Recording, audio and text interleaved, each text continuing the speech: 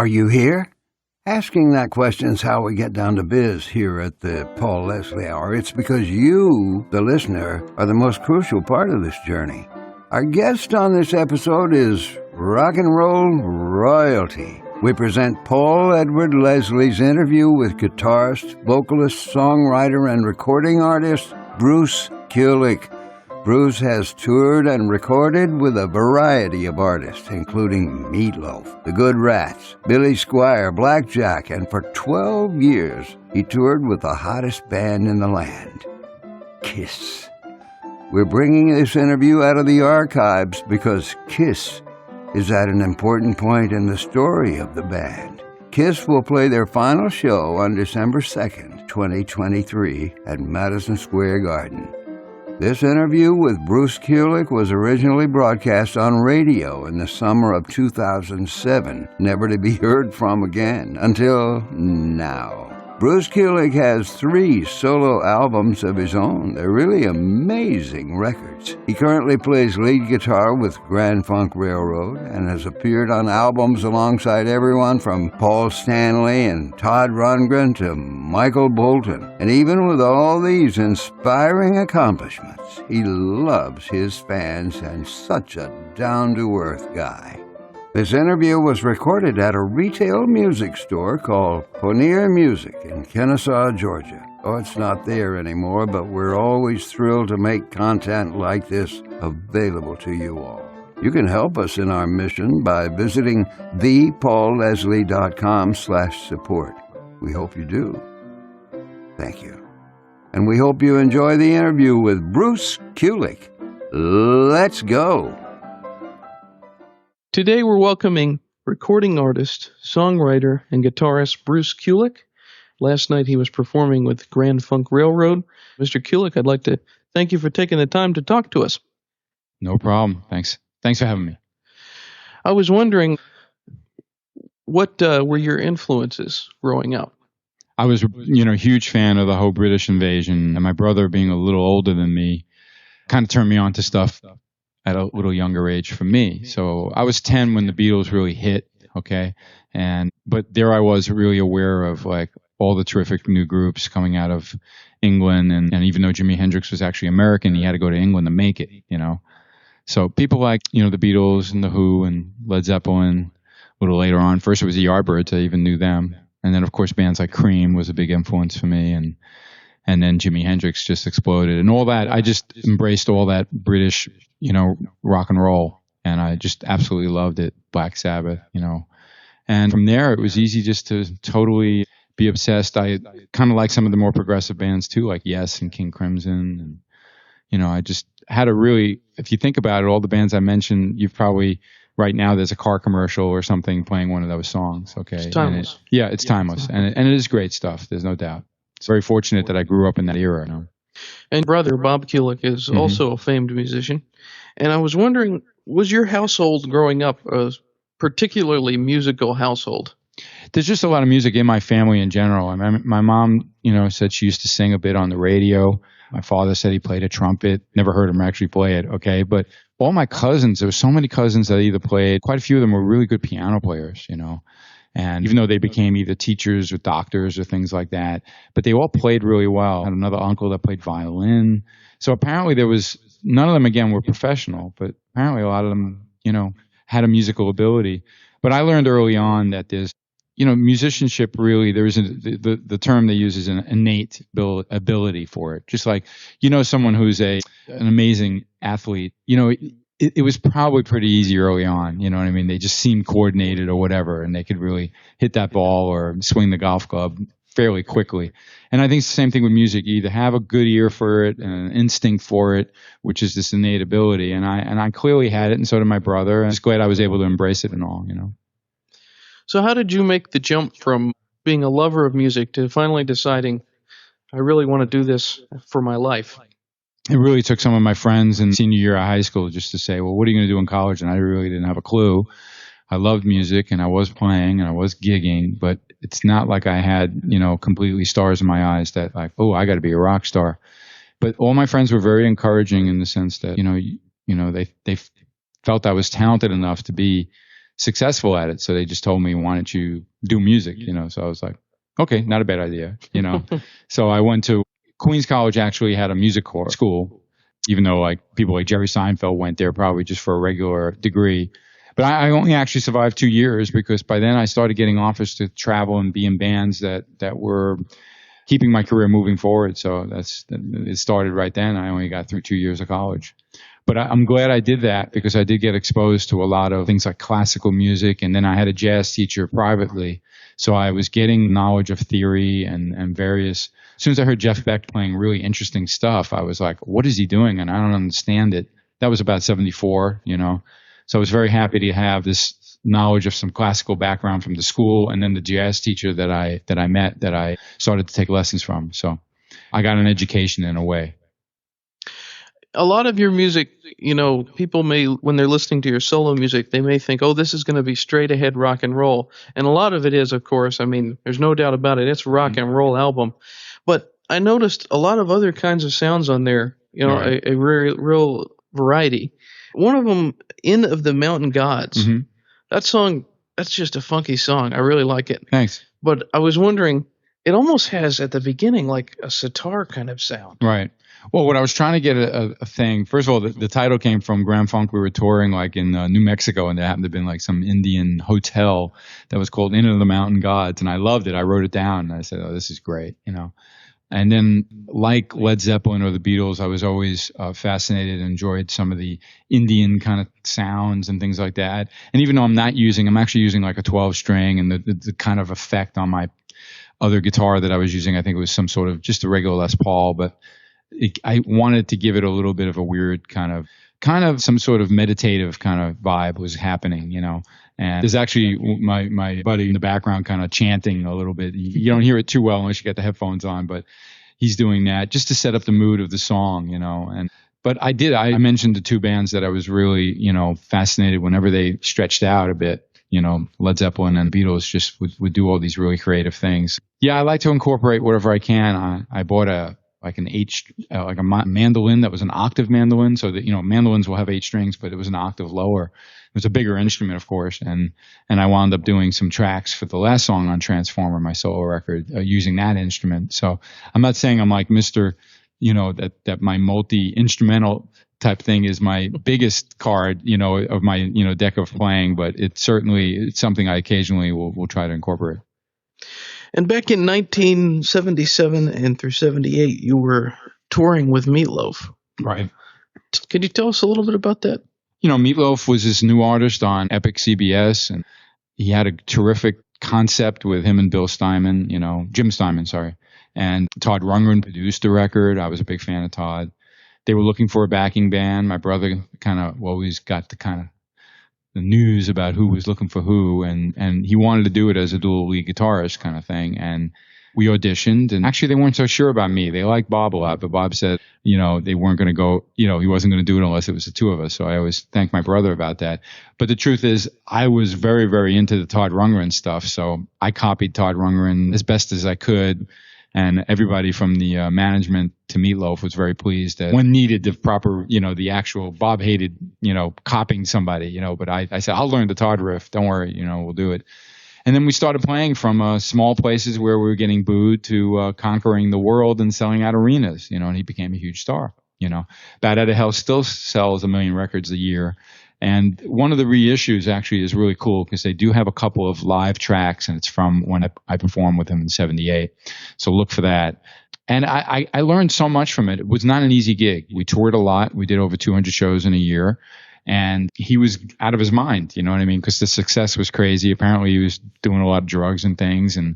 But it was certainly a unique, band to be a part of. And I was, I really learned a lot about the business by doing that. Could you tell us maybe a little bit about Blackjack? It was great to have this opportunity. Michael Bolton got, some really big, important business people behind him. One guy ran Swan Song, this guy, Stephen Weiss, and he's the administrator of Led Zeppelin and Bad Company's, catalog.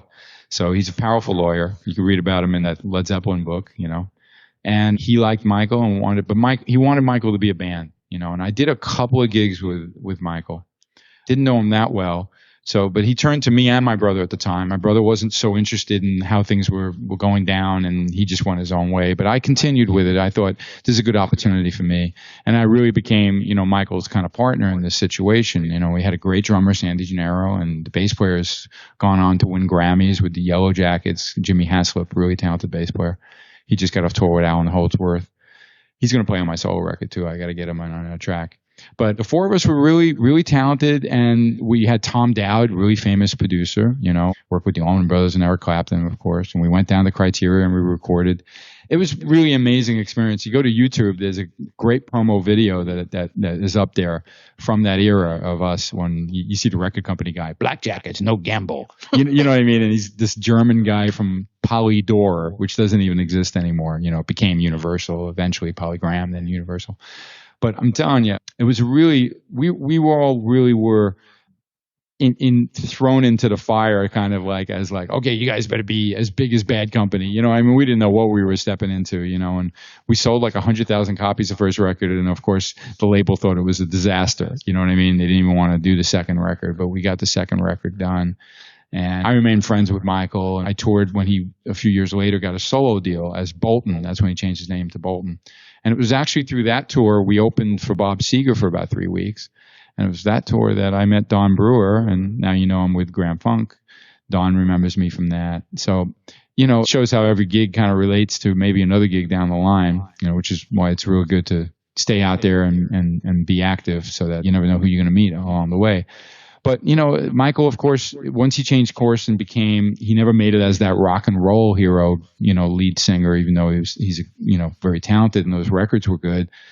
He kind of became your mother's favorite artist, and it's not a bad thing. I mean, No. You went on to win Grammys and he's very successful. And Kanye West even covered one of the songs. He used a song from the second Blackjack album. So that was a big surprise. I got a nice triple platinum Kanye West College Dropout record on my mantle. That's cool. Last night I was at the Grand Funk Railroad concert.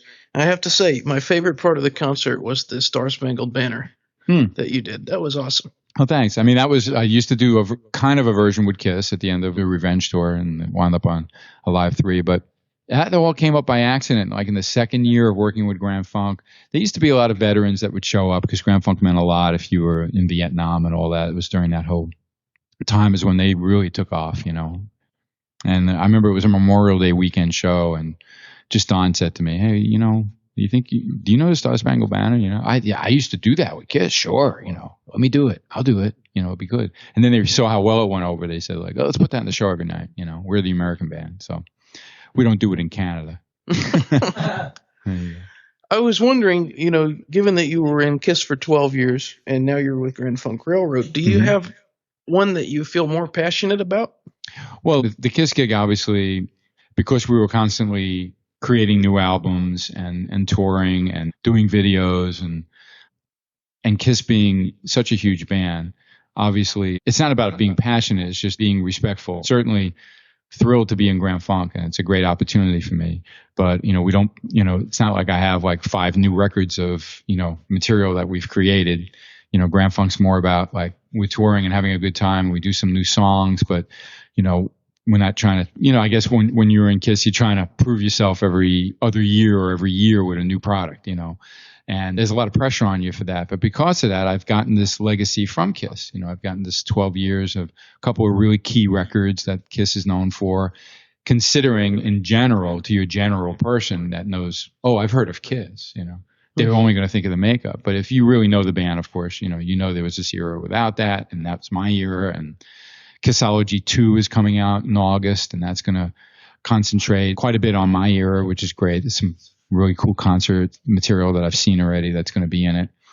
So again, it's not a point of which one I'm more passionate about. I'm passionate about playing guitar, and I do what I need to do for whatever job I have, whatever my role is.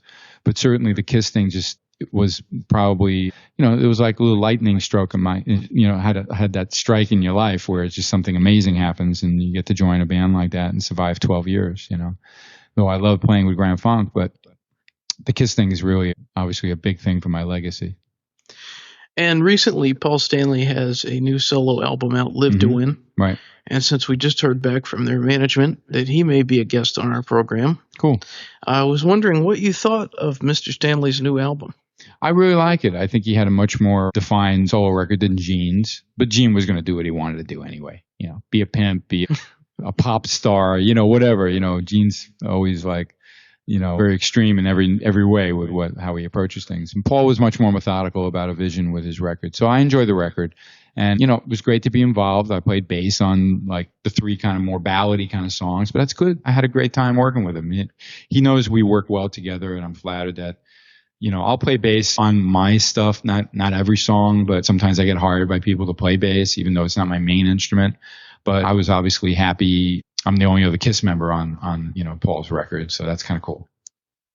You mentioned an upcoming Bruce Kulick album. Yeah, BK3. Yeah, all right. So when is that going to be coming out? Well, the real goal would be to get it done this year, and it's doable now that I'm finally recording again.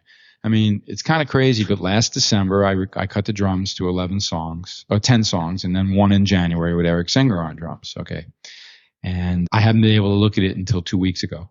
You know, and that's only because of me being very, very fortunate to be working. Mm-hmm. Okay. It wasn't anything where I didn't know what to do. You know, it was just kind of like, okay, well, how can I figure out when I can get in the studio? I couldn't, you know, I just was kind of always busy traveling and doing something between Fantasy Camp or, you know, Grand Funk Show or touring with Eric Singer as ESP. And I've been really, really, this has been a great year for me. Very happy that I'm able to do a lot of different things, you know.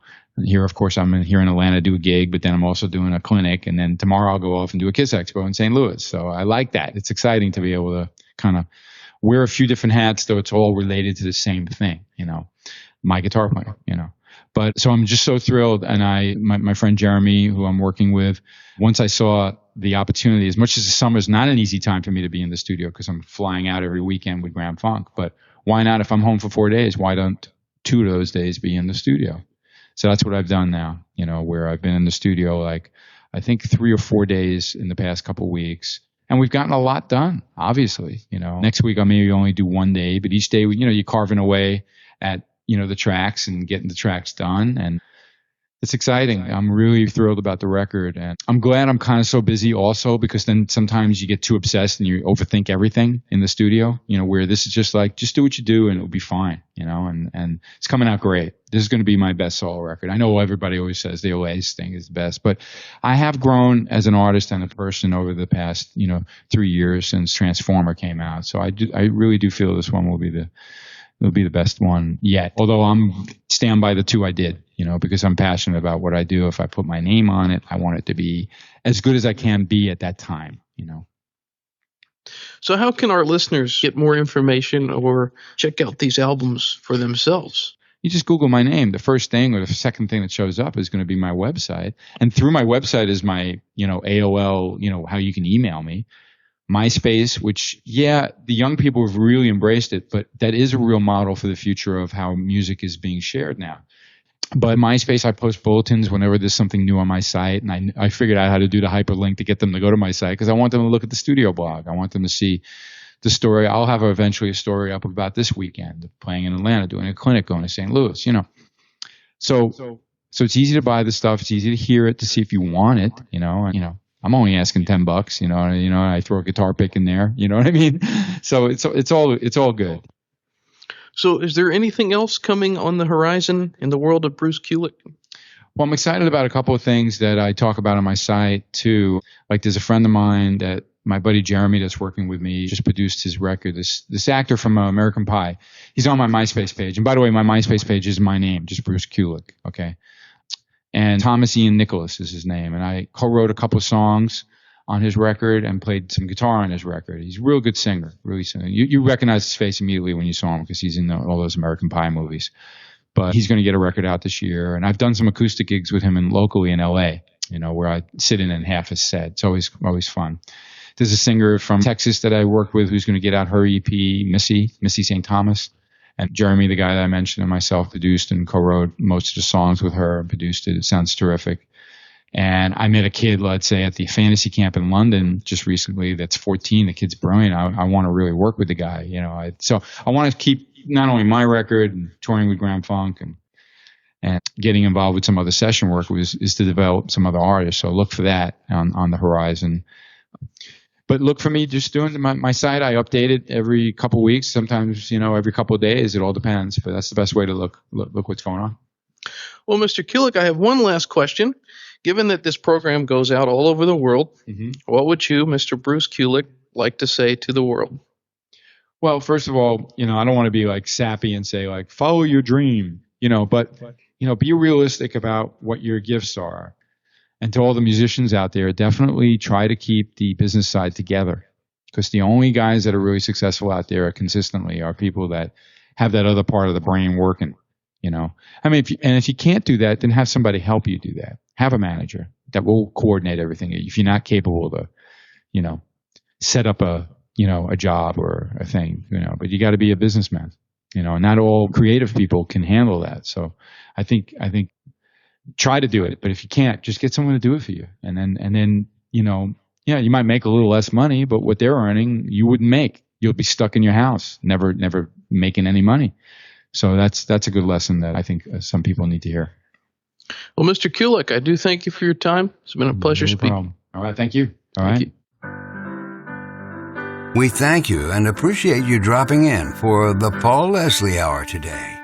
You can help the Paul Leslie Hour in our mission to provide independent media content like this by visiting www.thepaulleslie.com/support. We truly thank you. This is your announcer speaking.